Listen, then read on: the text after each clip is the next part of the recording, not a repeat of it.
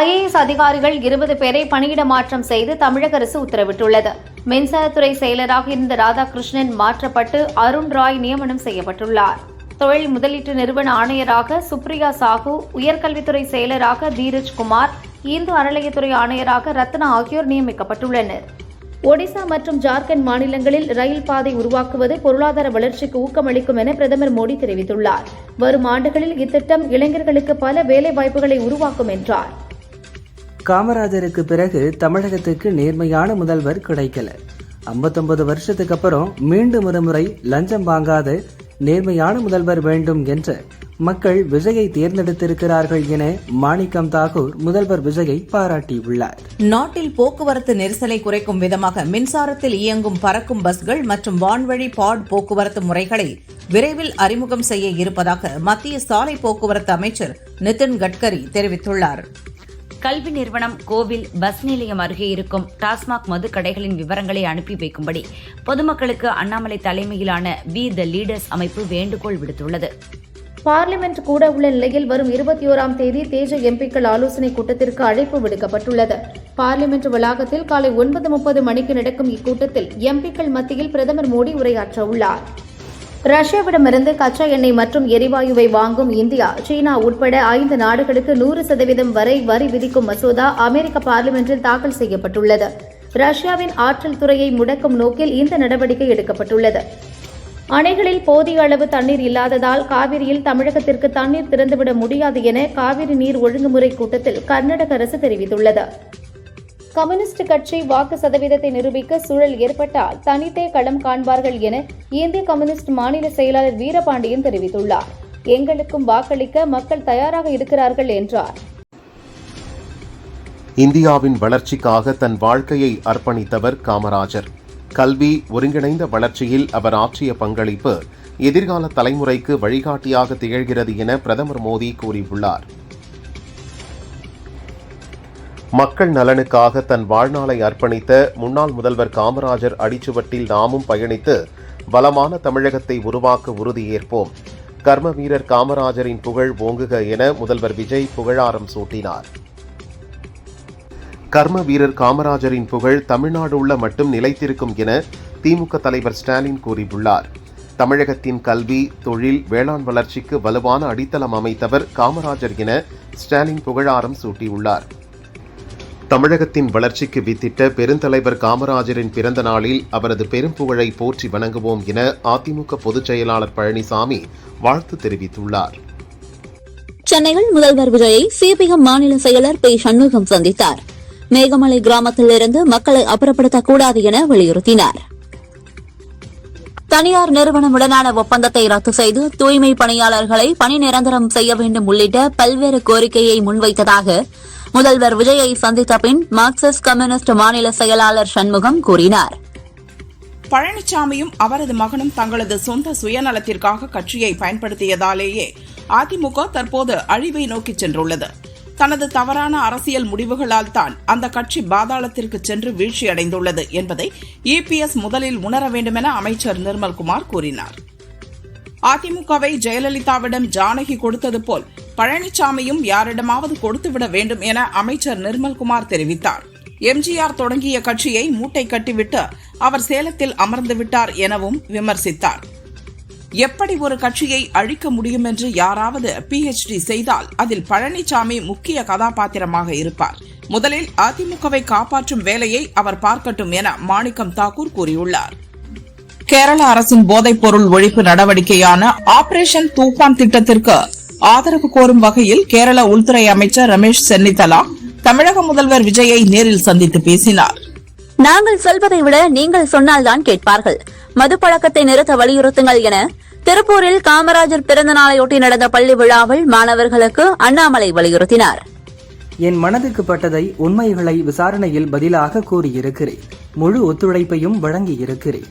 மீண்டும் எப்போது அழைத்தாலும் விசாரணைக்கு வருவேன் என லஞ்ச ஒழிப்புத்துறை விசாரணைக்கு பிறகு ஏவா வேலு தெரிவித்தார். டாடா குழுமம் 10,000 கோடி ரூபாய் முதலீட்டில் கேரளாவில் பிரம்மாண்ட புதிய கப்பல் கட்டும் தளத்தை அமைக்க உள்ளது. இத்திட்டத்திற்கான ஒப்புதலையும் இதற்கான நிலத்தையும் 1 மாதத்தில் அளிக்க அம்மாநில அரசு ஒப்புக்கொண்டுள்ளது. கோபி தொகுதியில் வெற்றி பெற்றதை எதிர்த்து அதிமுக வேட்பாளர் பிரபு தொடர்ந்த தேர்தல் வழக்கில் 4 வாரங்களில் பதிலளிக்க அமைச்சர் செங்கோட்டையனுக்கு சென்னை ஹைகோர்ட் உத்தரவிட்டுள்ளது. வெயிலின் கொடுமை தாங்காமல் தப்பித்துச் சென்று பாம்பின் நிழலில் அடைக்கலம் புகுந்த தவளையின் நிலைமை போல மக்களின் நிலை பரிதாபமாக மாறியுள்ளது என அதிமுக முன்னாள் அமைச்சர் ஜெயக்குமார் கூறியுள்ளார். தமிழகத்தில் எந்த அதிகாரிக்கும் முதல்வர் மீது நம்பிக்கை இல்லை, மக்களுக்கும் நம்பிக்கை இல்லை என அதிமுக முன்னாள் அமைச்சர் உதயகுமார் கூறினார். தாவேக அமைச்சரவையில் சிபிஎம் கட்டாயம் இடம்பெறாது. அமைச்சரவையில் இடம்பெறுவதில்லை என்ற சிபிஎம் நிலைப்பாட்டில் மாற்றம் இல்லை என சிபிஎம் மாநில செயலாளர் பே. சண்முகம் தெரிவித்தார். நாகர்கோவிலில் சிறையில் சபரிவர்மனுக்கு இழைக்கப்பட்ட கொடூரம் மன்னிக்க முடியாதது. இந்த வழக்கு சிபிஐ விசாரணைக்கு மாற்ற வேண்டும் என அன்புமணி வலியுறுத்தியுள்ளார். மதசார்பின்மைக்கு மத்திய அரசால் அச்சுறுத்தல் வரும்போது அதனை எதிர்க்காமல் முதல்வர் விஜய் வேடிக்கை பார்ப்பது வெட்கக்கேடானது என சீமான் விமர்சித்துள்ளார். மக்களை சந்திப்பதாக கரூருக்கு சென்ற முதல்வர் விஜய் வசனங்களைத்தான் பேசியிருக்கிறார். தாவேக அரசு ரியலிலிருந்து மாறி ரியல் உலகத்திற்கு வந்து மக்களுக்கான பிரச்சினைகளில் கவனம் செலுத்த வேண்டும் என தமிழிசை வலியுறுத்தியுள்ளார். பழனி கோயில் நில முறைகேடு வழக்கு சிபிசிஐடிக்கு மாற்றப்பட்டுள்ளது. 100 கோடி ரூபாய் கோயில் நிலத்தை தனியாருக்கு பத்திரப்பதிவு செய்த வழக்கு சிபிசிஐடிக்கு மாற்றம் செய்யப்பட்டுள்ளது. இந்த வழக்கில் சார் பதிவாளர் சஸ்பெண்ட் செய்யப்பட்டிருந்தார். நாகர்கோவில் சிறையில் விசாரணை கைதியாக இருந்த சுரிவர்மன் என்பவர் தாக்குதலுக்கு உள்ளாகி உயிரிழந்த விவகாரத்தில் கைது செய்யப்பட்ட 3 சிறை காவலர்களுக்கு 15 நாட்கள் நீதிமன்ற காவல் விதிக்கப்பட்டுள்ளது. இந்தியா பிரிட்டன் இடையிலான தடையற்ற வர்த்தக ஒப்பந்தம் விவசாயிகள், தொழில் முனைவோர், குறு சிறு மற்றும் நடுத்தர நிறுவனங்களுக்கு புதிய உத்வேகம் அளிக்கும் என பிரதமர் மோடி தெரிவித்துள்ளார். அம்ரித் பாரத் ரயில் நிலைய திட்டத்தின் கீழ் நாடு முழுவதும் அதிநவீன வசதிகளுடன் புதுப்பிக்கப்பட்ட 75 ரயில் நிலையங்களை வரும் 17ஆம் தேதி பிரதமர் மோடி திறந்து வைக்கிறார். சென்னை பூங்கா, சின்னசேலம், குன்னூர் உள்ளிட்ட தமிழகத்தை சேர்ந்த ரயில் நிலையங்களும் அதில் அடங்கும். உக்ரைன் மீது 2022இல் ரஷ்யா அணுகுண்டு தாக்குதல் நடத்த இருந்ததை புடினிடம் பேசி தடுத்து நிறுத்தியவர் இந்திய பிரதமர் மோடி என போலந்து நாட்டின் துணை வெளியுறவு அமைச்சர் டியோபில் பர்தோசிவஸ்கி தெரிவித்தார். வங்கக்கடலின் வடக்கு பகுதியில் புதிய காற்றழுத்த தாழ்வு பகுதி உருவாகியுள்ளதாக வானிலை ஆய்வு மையம் அறிவித்துள்ளது. இந்த புதிய காற்றழுத்தம் காரணமாக தென்மேற்கு பருவமழை மீண்டும் தீவிரமடைய வாய்ப்புள்ளதாக கணிக்கப்பட்டுள்ளது. மேகதாது அணை கட்டக்கூடாது என்பதில் தமிழகத்தில் உள்ள அனைத்து கட்சிகளும் ஒன்றுபட்டு நிற்கிறோம் என சௌமியா தெரிவித்துள்ளார். கர்நாடகாவில் மேகதாதுவிற்காக கன்னட அமைப்புகள் போராட்டம் நடத்தியது அரசியல் ஆதாயத்திற்காக என்றார். நாகர்கோவில் சிறையில் விசாரணை கைதி சபரிவர்மன் மரண வழக்கில் கைது செய்யப்பட்ட 3 பேர் மட்டுமில்லாமல் இதில் தொடர்புடைய யாராக இருந்தாலும் பாரபட்சமின்றி கடுமையான நடவடிக்கை எடுக்கப்படும். தவறு செய்தது அமைச்சரான நானாக இருந்தாலும் இந்த அரசு காப்பாற்றாது என அமைச்சர் நிர்மல்குமார் தெரிவித்தார். பழனி முருகன் கோயில் சொத்து முறைகேடு வழக்கை சிபிஐ விசாரிக்க உடனடியாக தாவேக அரசு மாற்றிட வேண்டும் என அதிமுக பொதுச் செயலாளர் எடப்பாடி பழனிசாமி வலியுறுத்தியுள்ளார். பழனி கோயில் நில முறைகேடு கிளரிக்கல் எரர் போல அரசு கடக்க முயல்வது ஏற்புடையதல்ல. தவறு நடந்திருப்பதை அமைச்சரே ஒப்புக்கொண்டிருப்பதால் இது மிகப்பெரிய ஊழல் என்கிறார் பழனிசாமி. பத்திரப்பதிவு குறித்த விவரங்கள் ஏன் பொதுவெளியில் வரவில்லை? யார் பெயரில் இந்த நிலம் மாற்றப்பட்டது என கேள்வி எழுப்பினார். தமிழக முதல்வர் விஜய் சாரை சந்தித்தது பெருமைக்குரிய தருணமாக இருந்தது. சில பயணங்கள் உண்மையில் அற்புதமானவை. சகோதரத்துவமும் இணைப்பும் எப்போதும் தொடரும் என முதல்வர் விஜயை சந்தித்தது குறித்து நடிகர் சிவகார்த்திகேயன் நிகழ்ச்சியுடன் பதிவிட்டுள்ளார். தான்சானியா அதிபர் சாமியா சுலுஹு ஹசன் சென்னை வருகையை முன்னிட்டு ஜூலை 17, 18 ஆகிய தேதிகளில் ட்ரோன்கள் பறக்க தடை விதிக்கப்பட்டுள்ளது. பாதுகாப்பு கருதி கிண்டி, கோட்டூர்புரம், தரமணி ஆகிய பகுதிகள் சிவப்பு மண்டலங்களாக அறிவிக்கப்பட்டுள்ளது. மாம்பாக்கம் ஊராட்சி மன்ற தலைவரும் தாவேக முன்னாள் நிர்வாகியுமான வீரா என்ற வீராசாமி ஒப்பந்ததாரரிடம் ரூபாய் 1.30 லட்சம் லஞ்சம் வாங்கிய புகாரில் கைது செய்யப்பட்டுள்ளார். ராமநாதபுரம் அரண்மனை பகுதியில் நடிகை ஷர்மிளியின் கணவருக்கு சொந்தமான பூர்வீக சொத்தை சில தனிநபர்கள் அபகரித்து வைத்திருப்பதாக நடிகை ஷர்மிளி குற்றம் சாட்டியுள்ளார். சொத்தை மீட்டுத் தர கோரி முதல்வர் விஜய்க்கு கண்ணீர் மல்க கோரிக்கை விடுத்துள்ளார். பழனியில் ரூபாய் 100 கோடி மதிப்பிலான கோயில் நிலம் தனியார் பெயரில் பதிவு செய்யப்பட்ட விவகாரத்தில் மாவட்ட பதிவாளர் சசிகலா சஸ்பெண்ட் செய்யப்பட்டுள்ளார். கூடங்குளம் அணுமின் நிலையத்தில் ஏற்பட்ட தரவு கசிவால் அணு உலை பாதுகாப்புக்கு எந்த அச்சுறுத்தலும் இல்லை. அவை அணு உலையின் மையப்பகுதிகள் தொடர்பான ரகசியங்கள் அல்ல, பொதுவான சேவை பிரிவைச் சேர்ந்தவை என இந்திய அணுசக்தி கழக தலைவர் ராஜேஷ் விளக்கம் அளித்துள்ளார். கிருஷ்ணகிரியில் இன்று இரவு சுமார் 8 மணி அளவில் 3.0 ரிக்டர் அளவுகோலில் லேசான நிலநடுக்கம் ஏற்பட்டுள்ளது. பூமிக்கு அடியில் 10 கிலோமீட்டர் ஆழத்தில் மையம் கொண்டிருந்த இந்த லேசான நில அதிர்வால் யாருக்கும் எவ்வித பாதிப்பும் ஏற்படவில்லை. அரசு வேலை வாய்ப்புகளில் 3ஆம் பாலினத்தவர்களுக்கு தனி இடஒதுக்கீடு வழங்குவது குறித்து ஆகஸ்ட் 4ஆம் தேதிக்குள் தமிழக அரசு விளக்கம் அளிக்க சென்னை ஹைகோர்ட் உத்தரவிட்டுள்ளது. தமிழகத்தில் இன்று 8 இடங்களில் வெயில் சதம் அடித்ததால் மக்கள் அவதியடைந்தனர். அதிகபட்சமாக வேலூரில் 107, மதுரை ஏர்போர்ட்டில் 106 டிகிரி ஃபாரன்ஹீட் வெயில் கொளுத்தியது. 50 ஓவர் மற்றும் T20 உலகக்கோப்பை கிரிக்கெட் தொடர்களின் விறுவிறுப்பை அதிகரிக்கும் நோக்கில் முற்றிலும் புதிய போட்டி வடிவங்களை ICC அறிமுகப்படுத்தியுள்ளது. 50 ஓவரில் சுற்று 1, சுற்று 2, சூப்பர் 7 முறையிலும், T20 உலகக்கோப்பையில் குரூப் சுற்று, சூப்பர் 10 எலிமினேட்டர் முறையிலும் நடக்க உள்ளன. நாகர்கோவில் சபரிவர்மன் இறப்பு தொடர்பாக முதல்வர் உட்பட யாரும் வாய் திறக்கவில்லை என கனிமொழி தெரிவித்துள்ளார். முதல்வர், அமைச்சர்கள் சபரிவர்மன் குடும்பத்திற்கு ஆறுதல் கூறவில்லை என்றார். காங்கிரஸ் தலைவர் மாணிக்கம் தாக்கூர் திடீரென அரசியலில் மேலே வந்தவர். அவர் தன்னை ரவீந்திரநாத் தாகூரின் பேரன் என்று நினைத்துக் கொள்கிறார். திமுக காரனிடம் விளையாடினால் விபரீதம் என்பதை அவர் புரிந்து கொள்ள வேண்டும் என திமுக விமர்சித்துள்ளது.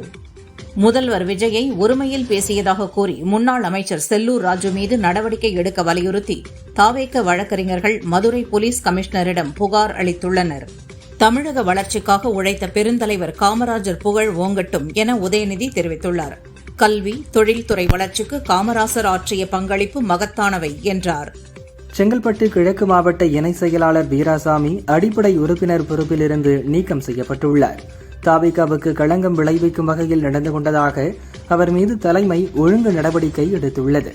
லஞ்சம் வாங்கியதாக சமூக வலைதளங்களில் காணொலி வெளியான நிலையில் நீக்கப்பட்டுள்ளார். மேட்டூர் அணையில் நீர் இல்லாத நிலையில் காவிரி படுகையில் குறுவை சாகுபடி பாதிக்கப்பட்டுள்ளது என மார்க்சிஸ்ட் கம்யூனிஸ்ட் மூத்த நிர்வாகி முத்தரசன் தெரிவித்துள்ளார். காவிரி படுகை மாவட்டங்களை வறட்சி பகுதியாக அறிவிக்க வேண்டும் என அரசுக்கு வலியுறுத்தியுள்ளார். பழனி முருகன் கோவில் நிலப்பத்திரப்பதிவு மோசடியில் உடந்தையாக இருந்த மேலிட புள்ளிகள் யார் என புதிய தமிழகம் கட்சியின் நிறுவனர் கிருஷ்ணசாமி கேள்வி எழுப்பியுள்ளார்.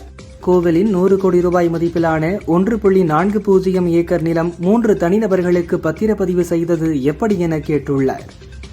அதிமுகவிலிருந்து எம்ஜிஆர் காலத்திலும் வெளியேறி போயிருக்காங்க, அம்மா காலத்திலும் போயிருக்காங்க, பழனிசாமி காலத்திலும் போறாங்க. இதுக்கெல்லாம் கவலைப்பட்டா முடியுமா என உதயகுமார் தெரிவித்தார். தமிழகத்தில் உள்ள அனைத்து கட்சிகளுக்கும் கௌரவ தலைவர் காமராஜர் தான். அவர் இல்லாமல் அரசியல் இல்லை என ராஜேந்திர பாலாஜி தெரிவித்தார். நாகர்கோவில் சிறையில் சபரிவர்மன் உயிரிழந்த சம்பவத்தில் 3 போலீசார் பணியிடை நீக்கம் செய்திருப்பது மட்டுமே போதுமான தீர்வாகாது. இனி தமிழகத்தில் எங்கும் லாக்அப் மரணங்கள் நடைபெறாத வகையில் அரசு உறுதியான நடவடிக்கை எடுக்க வேண்டும் என பிரேமலதா கூறியுள்ளார். அண்ணாமலையின் வி த லீடர்ஸ் அமைப்பின் சார்பில் திருச்செந்தூரில் நடைபெற இருந்த 2வது பொதுக்கூட்டம் தற்காலிகமாக ரத்து செய்யப்பட்டுள்ளதாக தகவல் வெளியாகியுள்ளது. அதற்கு பதில் ஆகஸ்ட் மாதம் தூத்துக்குடியில் சுற்றுச்சூழல் மற்றும் இயற்கை பாதுகாப்பு குறித்த பிரம்மாண்டமான சமூக நல நிகழ்வுகள் நடத்தப்படும் என கூறப்படுகிறது. மொழி என்பது எந்த குழந்தைக்கும் பாரமாக மாறிவிடக் கூடாது. மத்திய அரசை எதிர்த்து எதுவுமே பேசுவதில்லை என்ற நிலைப்பாட்டை தாவேக அரசு எடுத்திருக்கிறது என CBSE பள்ளிகளில் 3வது மொழி கட்டாயம் என்ற சுற்றறிக்கையை தமிழக அரசு எதிர்க்காதது குறித்த கேள்விக்கு திமுக MP கனிமொழி பதிலளித்துள்ளார். தமிழ்நாடு ரியல் எஸ்டேட் ஒழுங்குமுறை ஆணையத்தின் தலைவராக ஓய்வு பெற்ற IAS அதிகாரி பனீந்திர ரெட்டி நியமனம் செய்யப்பட்டுள்ளார். முன்னாள் திமுக அமைச்சர் ஏவா வேலுவுக்கு எதிராக தமிழக அரசு தாக்கல் செய்த மேல்முறையீட்டு மனுவை சுப்ரீம் கோர்ட் தள்ளுபடி செய்துள்ளது. லுக் அவுட் நோட்டீஸை ரத்து செய்த சென்னை ஐகோர்ட்டின் உத்தரவு செல்லும் என தெரிவித்துள்ளது. சென்னை லஞ்ச ஒழிப்புத்துறை அலுவலகத்தில் ஏவா வேலுவிடம் நடைபெற்ற விசாரணை நிறைவு பெற்றது. 3.23 கோடி ரூபாய் மோசடி புகார் வழக்கில் வேலுவிடம் 5 மணி நேரம் விசாரணை நடந்தது. ஒரு பக்கம் பவர்கட், பாலியல் வன்கொடுமை, இன்னொரு பக்கம் லாக்அப் மரணங்கள். ஆட்சி மாறினாலும் காட்சி மாறவில்லை என்கிறார் அதிமுக முன்னாள் அமைச்சர் ஜெயக்குமார். CBSE வெளியிட்டுள்ள புதிய சுற்றறிக்கையை மத்திய அரசு உடனடியாக திரும்பப் பெற வேண்டும். தேசிய கல்விக் கொள்கையின் பெயரில் எந்தவிதமான நேரடி அல்லது மறைமுக மொழி திணிப்பையும் தமிழகம் ஒருபோதும் ஏற்காது என திமுக MP தமிழச்சி தங்கபாண்டியன் கண்டனம் தெரிவித்துள்ளார். மத்திய கல்வி அமைச்சகத்தின் UDISE+ 2025-2026 அறிக்கையில் 94.4% ஒருங்கிணைந்த மதிப்பெண்ணுடன் இந்தியாவிலேயே பள்ளி கட்டமைப்பில் தமிழகம் முதலிடத்தை பிடித்துள்ளதாக முன்னாள் அமைச்சர் தங்கம் தென்னரசு தெரிவித்தார். முன்னாள் முதல்வர் காமராஜரின் 124வது பிறந்த நாளை முன்னிட்டு அவரது சிலைக்கு முதல்வர் விஜய் மலர் தூவி மரியாதை செலுத்தினார். தேசத்தை முன்னேற்றக்கூடிய ஒரே சக்தி கல்வி என்பதை பெரிதும் நம்பியவர் காமராஜர். எளிய மக்களின் பிள்ளைகளும் கல்வி கற்க வேண்டும் என்பதற்காக மதிய உணவு திட்டத்தை அறிமுகம் செய்து பெரும் புரட்சி செய்தார் என மத்திய அமைச்சர் எல் முருகன் புகழாரம் சூட்டினார். இன்றும் தமிழர்களின் நினைவேக்கமாக மனங்களில் திகழும் கர்ம வீரர் காமராசர் பிறந்தநாள் இன்று. என்றும் அரசியல் நிர்வாக முன்னோடியாக நிலைப்பார். வாழ்க அபர்த்தம் புகழ் என MP கமலஹாசன் வாழ்த்தினார். முன்னாள் முதல்வர் காமராஜரின் 124வது பிறந்த நாளை முன்னிட்டு சென்னை தீநகரில் உள்ள காமராஜர் நினைவு இல்லத்தில் அவரது உருவ சிலைக்கு நடிகரும் பாஜக தேசிய பொதுக்குழு உறுப்பினருமான சரத்குமார் மாலை அணிவித்து மரியாதை செலுத்தினார். உயர்கல்வி நிறுவனங்களின் தன்னாட்சியை பறித்து கல்வித்துறையை தன் முழு கட்டுப்பாட்டிற்குள் கொண்டுவர மத்திய அரசு துடிக்கிறது என தமிழக காங்கிரஸ் தலைவர் மாணிக்கம் தாகூர் விமர்சித்தார். பாஜக முன்னாள் தலைவர் JP நட்டா உள்ளிட்டோருக்கு எதிராக தொடரப்பட்ட நமோ செயலி நன்கொடை வழக்கில் புகார் தங்கள் விசாரணை வரம்பிற்குள் வராததால் கடந்த பிப்ரவரியை முடித்து வைக்கப்பட்டதாக CBI கூறியதை ஏற்று சென்னை ஹைகோர்ட் இந்த வழக்கை முடித்து வைத்தது. தென்பெண்ணை ஆற்றில் ஏற்பட்ட நச்சு நுரை தொடர்பாக தமிழகம் மற்றும் கர்நாடகாவின் மாசு கட்டுப்பாட்டு வாரியத்திற்கு தேசிய பசுமை தீர்ப்பாயம் நோட்டீஸ் அளித்துள்ளது. செமி கண்டக்டர் துறையை ஊக்குவிக்க 1,27,500 கோடியை ஒதுக்கீடு செய்து மத்திய அமைச்சரவை ஒப்புதல் அளித்துள்ளது. பஹல்காம் தாக்குதல் சம்பவம் தொடர்பான வழக்கில் பயங்கரவாதி அபீஸ் சையத்திற்கு எதிராக ஜாமீனில் வெளியே வர முடியாத பிடிவாரண்டை NIA சிறப்பு நீதிமன்றம் பிறப்பித்துள்ளது. சுதந்திர தின விழாவுக்கான பாதுகாப்பு மற்றும் ஏற்பாட்டு பணிகளுக்காக டெல்லி செங்கோட்டைக்கு சுற்றுலா பயணிகள் செல்ல இன்று முதல் ஆகஸ்ட் 15ஆம் தேதி வரை தடை விதிக்கப்பட்டுள்ளது. ஆகஸ்ட் 16ஆம் தேதிக்கு பிறகு செங்கோட்டையை சுற்றுலா பயணிகள் பார்வையிடலாம். இந்தியா பிரிட்டன் இடையே கடந்த ஆண்டு கையெழுத்தான வர்த்தக ஒப்பந்தம் இன்று முதல் அமலுக்கு வருகிறது. இதன் வாயிலாக இரு நாடுகளுக்கும் இடையிலான வர்த்தகம், முதலீடு மற்றும் தொழில்துறை ஒத்துழைப்பு மேலும் விரிவடையும் என்று எதிர்பார்க்கப்படுகிறது. ஒடிசாவின் பூரி ஸ்ரீ ஜெகநாதர் கோவிலில் நாளை தேர் திருவிழா நடக்கிறது. திருவிழாவை முன்னிட்டு பக்தர்கள் கூட்டம் அலைமோதுகிறது. நாமக்கல் மண்டலத்தில் முட்டையின் கொள்முதல் விலை மேலும் 5 காசுகள் உயர்ந்து ஒரு முட்டை ₹6.80 காசாக நிர்ணயம் செய்யப்பட்டுள்ளது. சென்னையில் சில்லறை விற்பனையில் ஒரு முட்டையின் விலை ₹8 அதிகரித்துள்ளது. சென்னை அதிமுக தலைமை அலுவலகத்தில் அதிமுக பொதுச் செயலாளர் பழனிசாமி ஜூலை 20 முதல் 25 வரை பல்வேறு மாவட்ட நிர்வாகிகளை சந்தித்து ஆலோசனை நடத்தவுள்ளார். ஆம்ஸ்ட்ராங் கொலை வழக்கின் விசாரணையை CBIக்கு மாற்றியதை எதிர்த்து சுப்ரீம் கோர்ட்டில் தமிழக அரசு தாக்கல் செய்த மேல்முறையீட்டு மனு வாபஸ் பெறப்பட்டுள்ளது. தமிழகத்தில் பைக் டாக்ஸியை அரசு அனுமதிக்கிறதா இல்லையா? இவ்விவகாரத்தில் அரசின் நிலைப்பாடு என்ன? பைக் டாக்ஸி செயல்பாடுகள் மற்றும் கட்டண நிர்ணயம் குறித்து விரிவான அறிக்கையாக தாக்கல் செய்ய தமிழக அரசுக்கு ஹைகோர்ட் மதுரை கிளை உத்தரவிட்டுள்ளது. தமிழகத்தில் அரசு மருத்துவக் கல்லூரிகளில் மேலும் 150 இடங்களுக்கு தேசிய மருத்துவ ஆணையம் ஒப்புதல் வழங்கியுள்ளது. திருப்பூர், திருவள்ளுவர் மருத்துவக் கல்லூரிகளுக்கு தலா 50 இளங்கலை மருத்துவ இடங்கள் கூடுதலாக ஒதுக்கப்பட்டுள்ளது. திருவள்ளூர் அமோனியா வாயு கசிவால் 18 பேர் பலியான சம்பவம் தொடர்பாக தமிழக அரசு மற்றும் மத்திய அரசு பதிலளிக்க தேசிய பசுமை தீர்ப்பாயம் நோட்டீஸ் அனுப்பியுள்ளது. கூடங்குளம் அணுமின் நிலையத்தின் சில திட்ட வரைபடங்கள் அடங்கிய கோப்புகள் டார்க் வெப்பில் கசிந்ததால் பரபரப்பு ஏற்பட்டுள்ளது. கோப்புகளை அணுமின் நிலைய ஒப்பந்ததாரர்களில் ஒருவரான ரிலையன்ஸ் குடும்ப சர்வரிலிருந்து திருடப்பட்டுள்ளது எனவும் தகவல் வெளியாகியுள்ளது. தமிழக அரசு தலைமைச் செயலர் சாய்குமார் பணிக்காலம் மேலும் 6 மாதங்களுக்கு நீட்டிக்கப்பட்டுள்ளது. ஜூன் 3 தமிழக அரசு அனுப்பிய பரிந்துரையை ஏற்று சாய்குமார் பணிக்காலத்தை நீட்டித்தது மத்திய அரசு. செப்டம்பர் 1 முதல் 2027 பிப்ரவரி 28 வரை 6 மாதங்களுக்கு பணி நீட்டிக்கப்பட்டுள்ளது. சமூக நீதித்துறையின் கீழ் உள்ள மாணவர் விடுதிகளில் வழங்கப்படும் உணவுகளை 3 வேளையும் போட்டோ எடுத்து வாட்ஸ்அப் மூலம் தினமும் அனுப்ப வேண்டும் என அதிகாரிகளுக்கு சமூக நீதித்துறை உத்தரவிட்டுள்ளது. உணவுகள் தரமானதாக இல்லை என புகார்கள் வந்தால் உடனடியாக நடவடிக்கை எடுக்கப்படும் எனவும் எச்சரித்துள்ளது. கோவை மாவட்டம் ஆழியாறில் உள்ள கவியருவியில் 5 மாதங்களுக்கு பிறகு சுற்றுலா பயணிகளுக்கு குளிக்க அனுமதி வழங்கப்பட்டுள்ளது. தண்ணீர் சீராக வருவதால் சுற்றுலா பயணிகள் உற்சாகமாக குளித்து மகிழ்ந்தனர். நீலகிரி மாவட்டம் அருவங்காடு ரயில் நிலையத்திற்குள் திடீரென நுழைந்த கரடி ஒன்று நடைமேடையில் உலா வந்தது. இதை பார்த்த ரயில்வே ஊழியர்களும் மக்களும் பீதியடைந்தனர். நாகர்கோவில் கிளை சிறையில் விசாரணை கைதியாக அடைக்கப்பட்டிருந்த சபரிவர்மன் மர்மமான முறையில் மரணமடைந்த வழக்கில் அவரை தாக்கியதாக விஷ்ணு, சாரதி, ஜெகன் உள்ளிட்ட சக கைதிகள் 8 பேர் மீது வழக்கு பதிவு செய்யப்பட்டுள்ளது. அகமதாபாத் ஏர் இந்தியா விமான விபத்து குறித்த இறுதி அறிக்கை அக்டோபரில் தாக்கல் செய்யப்படுகிறது. 6 வாரங்களில் விசாரணை நிறைவடையும் என மத்திய அரசு தெரிவித்துள்ளது. தங்கத்தின் விலை சவரனுக்கு ரூபாய் 240 உயர்ந்து ரூபாய் 1,05,440க்கு விற்கப்படுகிறது. கிராமுக்கு ரூபாய் 30 உயர்ந்து ரூபாய் 13,180க்கு விற்பனை செய்யப்படுகிறது. வெள்ளி விலை கிராமுக்கு ரூபாய் 5 உயர்ந்து ரூபாய் 240க்கு விற்பனையாகிறது. சென்னையில் சொத்து வரி செலுத்துவதற்கான சிறப்பு முகாம் வரும் 31ஆம் தேதி வரை நீட்டிக்கப்பட்டுள்ளதாக மாநகராட்சி சார்பில் தெரிவிக்கப்பட்டுள்ளது. தமிழகத்தில் உள்ள அரசு அலுவலகங்களில் லஞ்ச புகார்களை கட்டுப்படுத்தவும் பொதுமக்கள் தங்களுக்கு நேரிடும் லஞ்ச கோரிக்கைகள் குறித்து எளிதாக புகார் அளிக்க 9498180936 என்ற புதிய வாட்ஸ்அப் உதவி எண் அறிமுகப்படுத்தப்பட்டுள்ளது. தமிழகத்தின் உள் மாவட்டங்கள் மற்றும் கடலோர மாவட்டங்களில் இன்றும் நாளையும் வெப்ப அலை வீசக்கூடும் என்பதால் அதிக வெப்பத்திற்கான ஆரஞ்ச் அலர்ட் எச்சரிக்கை விடுக்கப்பட்டுள்ளது. சென்னையில் கடந்த 2 ஆண்டுகளில் சாலைகளில் பொதுமக்களுக்கு இடையூறாக சுற்றித் திரிந்த 2718 மாடுகள் பிடிக்கப்பட்டு அவற்றின் உரிமையாளர்களிடம் ரூபாய் 1,24,03,000 அபராதம் வசூலிக்கப்பட்டுள்ளது. நாகர்கோவில் சிறையில் விசாரணை கைதி சபரிவர்மன் உயிரிழந்த விவகாரத்தில் வார்டன் உள்பட 3 காவலர்கள் கைது செய்யப்பட்டுள்ளனர்.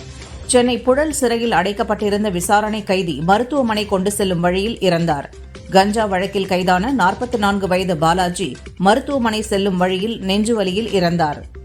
கும்மிடிப்பூண்டி அருகே அங்கன்வாடி ஆசிரியை உட்பட 3 பெண்கள் மீது வன்கொடுமை தடுப்பு சட்டம் பாய்ந்தது. பழங்குடியினரின் ஜாதி பெயரை சொல்லி தாக்கியதை தொடர்ந்து போலீசார் நடவடிக்கை எடுத்தனர். சென்னையில் கபடி வீராங்கனைக்கு பாலியல் தொந்தரவு அளித்த வழக்கில் பயிற்சியாளர் ராஜுவை போலீசார் போக்சோவில் கைது செய்தனர். சமூக வலைதளங்களில் நடிகைகள் பெயரில் நிறைய போலியான கணக்குகள் உலா வருகின்றன. நடிகை பாவனா பெயரில் போலியான ஃபேஸ்புக் கணக்கை உருவாக்கி உள்ளனர். இதுபற்றி அவரது கவனத்திற்கு வர தனக்கு இன்ஸ்டாகிராமில் மட்டுமே கணக்கு உள்ளது, ஃபேஸ்புக் உள்ளிட்ட வேறு எந்த தளத்திலும் கணக்கு கிடையாது, அவை அனைத்தும் போலியானவை, அதில் பகிரப்படும் தகவல்களை நம்ப வேண்டாம் என ரசிகர்களை எச்சரித்துள்ளார். நடிகர்கள் விவேக், மயில்சாமியுடன் இணைந்து பல படங்களில் காமெடி செய்தவர் கிளி ராமச்சந்திரன் இப்போது வாழ்க்கையை போராட்டம் என்ற படத்தின் மூலம் இயக்குனராகிறார். அவர் கூறும்போது, விவேக், மயில்சாமி இறந்தவரை எங்கள் வாழ்க்கை நன்றாக ஓடியது. அவர்கள் மறைந்த பின் பாதிக்கப்பட்டோம். நான் அரசியல் குடும்பத்திலிருந்து வந்தவன். அந்த அனுபவத்தில் இந்த படத்தை அரசியல் காமெடி கலந்து இயக்குகிறேன். பல ஆண்டுகளாக என்னுடன் இருந்த நண்பர்களும் முக்கிய வேடத்தில் செந்தில், பேரரசு, சுப்பிரமணிய சிவா ஆகியோரும் நடிக்கின்றனர் என்றார். குட் பேட் அக்லி படத்திற்கு பின் அஜித் நடிப்பில் படம் வெளியாகி ஓராண்டுக்கு மேலாகிவிட்டது. அவரது 64வது படத்தை ஆதிக் இயக்குகிறார். அஜித் அதிக சம்பளம் கேட்டதால் சரியான தயாரிப்பு நிறுவனம் அமையவில்லை. இதனால் தானே ஒரு படத்தை தயாரிக்கப் போகிறார் அஜித். அவரது மனைவி ஷாலினி தயாரிப்பு வேலைகளை கவனிக்க உள்ளார்.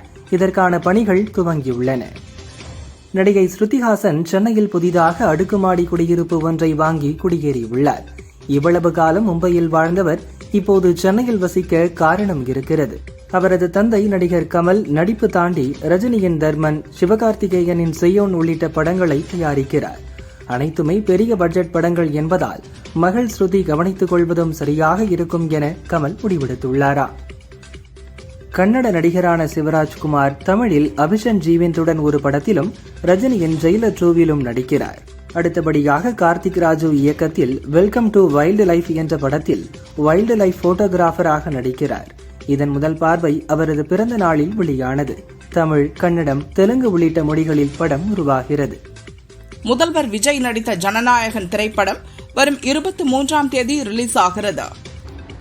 ஜனநாயகன் திரைப்படத்தின் ரிலீஸ் தேதியுடன் கூடிய புதிய ட்ரெய்லர் கட் தயாராகி வருவதாக சினிமா வட்டாரங்களில் கூறப்படுகிறது.